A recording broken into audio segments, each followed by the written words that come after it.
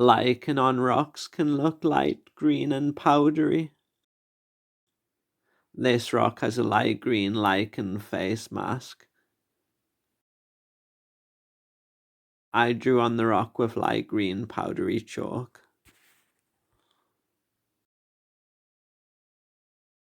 Trigger warning, trypophobia and snakes. I've took photos of rocks from my local region around the northeast of England. In this series I will be personifying these rocks. All the photos will be mine of around the northeast.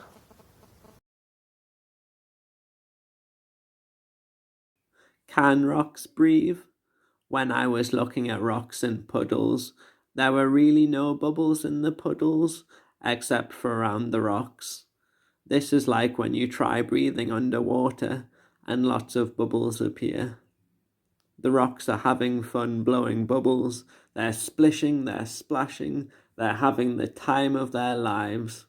One of the rocks, though, never let on that some of the bubbles were from it farting. The rock felt embarrassed, but relieved that rocks don't blush. Why is this rock I found so attractive? This rock looks like a face with eyebrow ridges, a nose, and lips. This rock's face looks symmetrical, and symmetrical faces in humans are more attractive. Rocks may not need bilateral symmetry because they don't move fast. However, human beauty standards might have a cultural influence on rocks. Therefore, this rock I found is very attractive. The shape of lots of other rocks can also be symmetrical, and so the rock that's normally in bed may be quite attractive to me as well. Their cheeks even stick out at the side, just below the eyes, so they have defined cheekbones that are high up on the face. Very attractive indeed. Rock haircuts. This rock only has hairy lichen on the top of it and must have short back and sides. These rocks have lines of hairy grass sticking up between them that look like mohawks. These rocks are punk rockers and like punk songs playing in their head. With autism, you can notice small details and be fascinated by them. Photos I take can be of small details. Grass growing on rocks is interesting to me because grass can need a thicker layer of soil to grow than moss or lichen. This rock still prefers the Beatles songs and has a big grassy fringe. Moss on this rock looks like individual feathers, and so this rock is basically wearing feathers. The rock is therefore quite flamboyant and might be influenced by Elton John. Some rocks aren't mentally feeling that well. They have given up on hygiene practices, and the moss has completely taken them over. Lifeguards are seen with white noses due to them putting sunscreen on their nose, which is sensitive to the sun. This rock really wanted to be a lifeguard. They even put white lichen on their nose, as lichen can really have compounds that protect it from the sun. The rock couldn't move by themselves, but wanted the waves to wash the rock all over the place, saving other rocks in the process from the sea's harsh weathering nature. The rocks at the beach were riddled with bullet holes. Were they at a war with nature? Was something sinister going on? One rock, however, liked gardening and took advantage of this, and used its little holes as plant pots to grow moss. This rock has a positive attitude and could turn a bad situation on its head. It was tough climbing over the slippy rocks, but many pieces of seaweed always had a hand out ready to save us. Even stranded out of the water on their deathbed, the seaweed's last act was to try and save me. The seaweed was truly selfless. Not just rocks have consciousness, even the trees wear woolly moss leg warmers. This is evident by how on a lot of trees the moss is just at the base of the tree's trunk. This mossy piece of fashion was also feathery and very stylish. The dying piece of seaweed were still waiting to reach out their hand, and hold on to someone to prevent the human slipping on the rocks. The seaweed thought, being seaweed, they've lived their life fixed to one place. All their life they've never been able to get up and help anyone. They never helped anyone.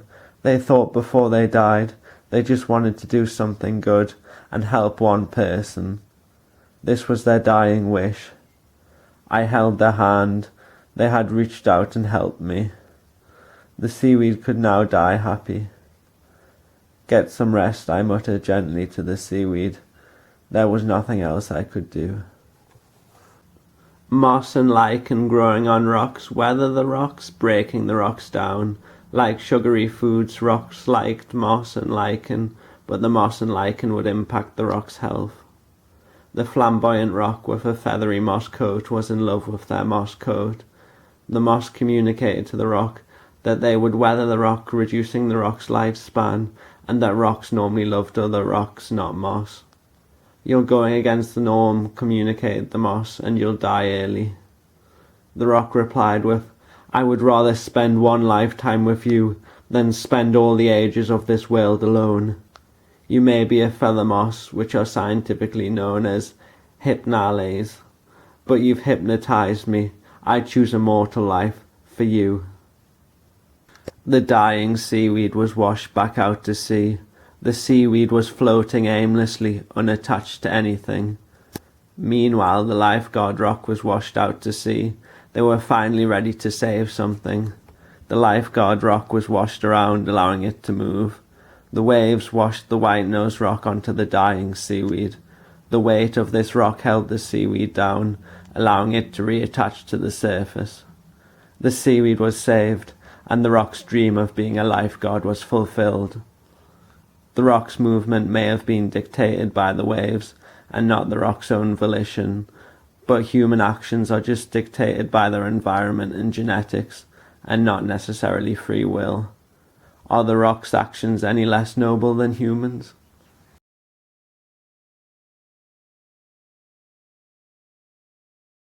Rocks having relationships with things that aren't rocks was becoming more normalized.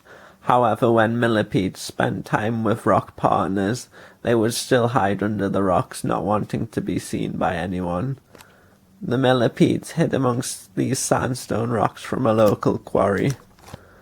The millipedes were in a relationship with the rocks in a pile. Some of the rocks that made up the pile had already left. One had developed eyes and a body and had been living in my bed.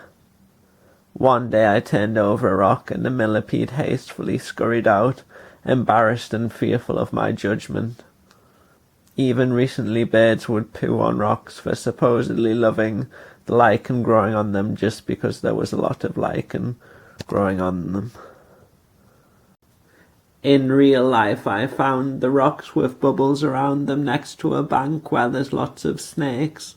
A snake was shedding its outer layer of skin. They needed a moist place where they could scrape their skin off. The snake entered the puddle and rubbed up against the rock. The rock felt the snake's warm embrace. The rock blew bubbles that tickled the snake. The snake giggled internally, thinking the rock was such a flirt. The snake smelled the rock with their tongue, as snakes do. A kiss, thought the rock.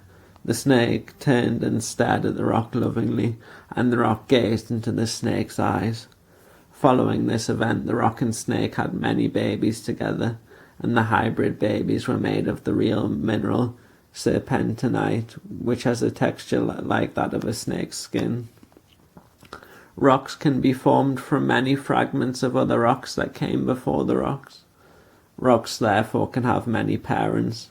Hence rocks are used to polyamory, and the other bubble-blowing rocks got in on the relationship as well.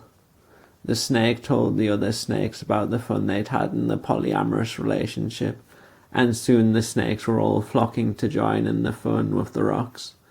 If you're ever out, keep your eyes peeled for a snake rubbing their shedding skin on a rock. Who knows what the snake's really up to? A huge expanse of muddy field covered the land. An island of trees was surrounded on all sides by the sea of mud. The island was mysterious. Everyone walked around the field. They never ventured into the field's heart, where the island lay. It was the perfect secret meeting place. What schemes could be going on unnoticed and unchecked on the island? Was something planned? The rock had arms and legs, but they hadn't got out of bed despite being less tired than usual. The other rocks in the pile couldn't move or communicate. The rock with limbs had grew up with them and didn't want to overshadow them. The rock compensated for this by not moving. The rock felt a lot of guilt that only they could move. They couldn't face seeing the other rocks from the pile and never visited the rock pile in the garden.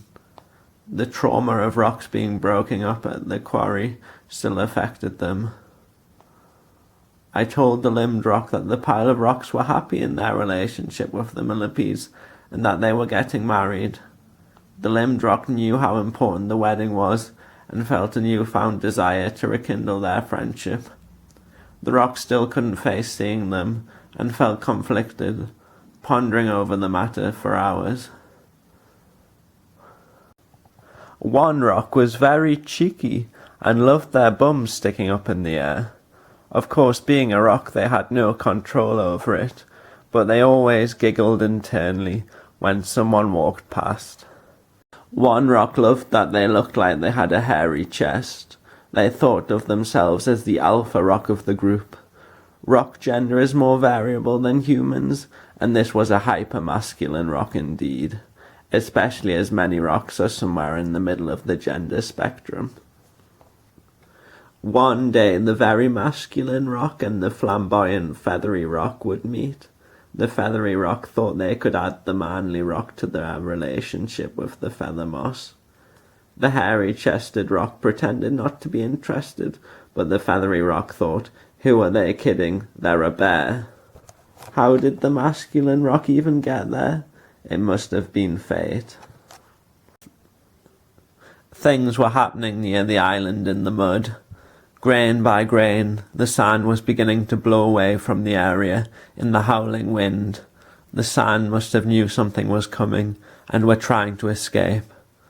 The sand even actually blew into my face when I was on the path separated from the sand by a fence. The island and sand pile were close to home. Perhaps too close. It was the day of the wedding. The limbed rock felt an urge to go, but couldn't muster up the courage to. Rocks marrying animals was controversial. The limbed rock didn't exactly stick to dating other rocks either. Bivalves, the likes of clams, oysters and mussels, were part of a hate group against it. Bivalves can actually put holes in rocks and therefore harm rocks. There were actually bivalves inland in Newcastle city centre around a lake. I really spotted bivalves around a pond much closer to us at home as well. Were they coming for the pile of rocks and millipedes, I had to warn the limbed rock. The limbed rock knew they had to help and was finally ready to see their family. The limbed rock wasn't used to moving, and I had to help it down the stairs. The limbed rock went into the garden and gazed at their family, happy to see them. Their family gazed back and were happy they had made it to the wedding. The limbed rock felt a surreal feeling. They thought they should never have left their family. The limbed rock was now there for their family, no matter what the world threw at them. With autism, you can personify animals and inanimate objects. The story is very accurate to real life. Millipedes do hide under rocks. Snakes do rub it up against rocks to shed their skin. The limbed rock never moved unaided. The events of this story could have happened. It's just up to you what personality and motives you assign to the characters.